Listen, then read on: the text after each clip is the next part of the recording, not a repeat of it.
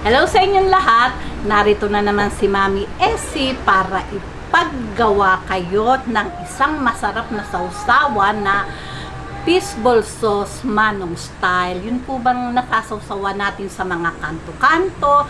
Kasi po marami na po akong nagawa na fishball, veggie ball, kwek-kwek. Pero marami pong nagre-request kung paano gumawa ng fishball sauce kahit na po meron na akong ipinakikita, hindi po siguro matandaan. Ngayon po, ipakikita ko sa inyo kung paano to gawin. Pero bago tayo mag-umpisa, kung bago kayo sa aking channel, wag lang kalimutang mag-subscribe at pindutin ang bell button para lagi kayong updated sa ating mga video. Ngayon, narito po ang ating mga kakailanganing sangkap. Gagamit po tayo ng 3 cups water, 1 cup brown sugar, 3 tablespoon cornstarch, 2 teaspoon na asin, pero titikman po natin kung maalat po siya. Nasa atin pong panlasa yon. 3 butil na siling labuyo, 8 butil na bawang, 2 teaspoon na soy sauce, 1 teaspoon pamintang pino at 2 tablespoon na vinegar. Ngayon, kung meron naman pong magtatanong paano po kung konti lang, halimbawa po kalahati lang ng 3 cups, mag-a-adjust lang po tayo sa sugar. Magbabawas po tayo kasi po ito 1 cup, pwedeng half cup yung ilagay nyo. Tapos ito naman pong cornstarch, dahil 3 tablespoon to, kung kalahati lang yung gagawin nyo, pwede na po ang 1 table and a half. Okay? Pero dito po, okay na po lahat yan. Titikman lang po natin. Okay, umpisa na po natin.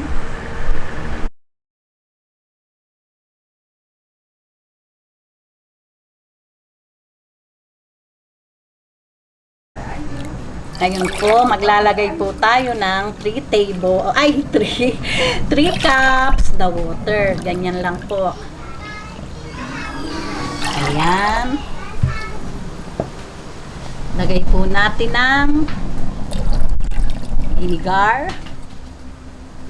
Sabay-sabay lang po ang paminta, soy sauce, at itong asin. Yung asin, 1 teaspoon muna po yung ilagay natin. Madali pong maghabol. Okay? Hintayin lang po natin siyang kumulo kasi po may suka. Okay, babalik po ako. Huwag po nating hahaluin. Ayan, pagka po ganitong kumukulo na, ilalagay po natin ang sugar. Ang sili, yung pong sili, nasa inyo po iyon kung ayaw nyo po ng masyadong ng maanghang, pwede po kayong magbawas. Pero, tamang-tama lang po yan. Ito po kasing gagawin ko, sweet and spicy. Ngayon, kung ayaw nyo po ng spicy, pwede naman po. Tanggalin nyo na lang po yung sili. Lalagay po natin ng bawang.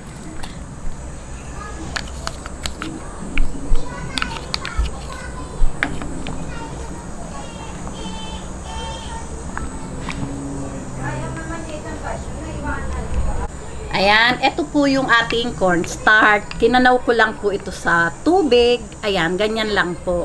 O, inuulit ko po yung pong sweet lang ang gusto, tanggalin po natin yung sili. Ayan. Kasi po, karaniwan po, yung pong sausawan po ng fishball sa kanto, dalawa po yung kanilang gawa. Yung isa sweet, yun naman pong isa ay spicy. Kaya po, dalawa yung lalagyan nila. Ito po ay pinaghalo ko na sweet and spicy. Ayan.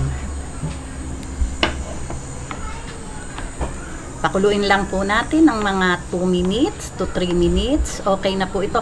Okay lang po yung ganyang lapot. Kasi po, pag po ito lumamig, mas lalapot pa po.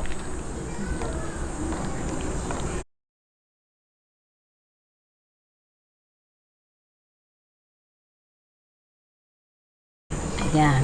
Kasi Kasi po, pag sobrang lapot po yung ating sausawan, hindi naman po maganda yun. Nagbubuo-buo. Parang pandikit. Parang army roll. Eh, ito pong ganito. Ayan, oh. Okay lang po yan. Kasi pag po lumamig yan, mas medyo lalapot pa po. Ayan. Ayan, okay na po ito. Inuulit ko lang po yung sugar. Nasa inyong panlasa po yan. Kung medyo gusto nyo pa ng medyo sweet, pwede pong magdagdag. Yung pong anghang, pwede pong magbawas. Okay, papatayin ko na po itong ating kalan, apoy, at ready na po ito. Ayan, ready na po itong ating fishball sauce. Ang iisipin ko naman po ngayon, kung ano ang maipapartner ko dito mamaya. Ayan.